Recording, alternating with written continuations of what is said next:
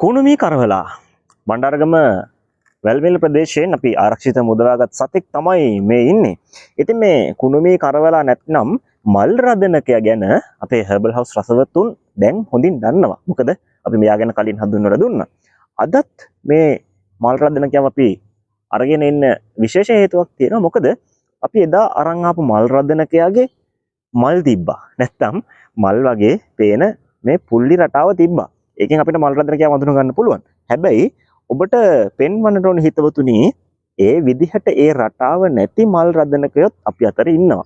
මේ ඉන්නේ ඒ වගේ කිසිම රටාවක් නැති මල් රදනකයෙක්. ඉතින් රටාව තිබ්බත් රටාව නැති වුණත් මේ එකම සතා මෙයාගේ වර්ණ ප්‍රභේදය විතරයි නැත්නම් මේ රටාවේ විදිහ විතරයි වෙනස් වෙන්නේ. ලංකාවේ සෑම නිවසකින්ම වගේ මේ වගේ මල් රදනකෙක් හම්බ වෙන්න තියෙන ඉඩකඩ බොහොම වැඩි. ඒ වගේ අවස්ථාවකදී මෙයා ලේමාපිලෙක් කියලා රැවටිලා බොහෝ දෙනා මරා දාන්න පෙළඹෙනවා. මොකද අපිට මේ සතා ඉන්න නිවසින් දුරකථන පොතම ලබා දුන්නේ ලේමාපිලෙක් ඉන්නවා කියලා. හැබැයි මෙයා කිසිම විසක් තියෙන සතෙක් නෙමෙයි. අපි කලින් සඳහන් කළා වගේ ඔබේ නිවසේ මේ මල් රදනකයා ඉන්නේ මොකද මෙයාගේ ප්‍රධානම ආහාරය ඔයාලගේ ගෙදර ඉන්න හූනෝ. ඉතින් ඔබේ ගෙදර හූන ගහණය අඩු කරන ප්‍රධානම සාධකයක් තමයි මේ මගේ අතේ ඉන්නේ.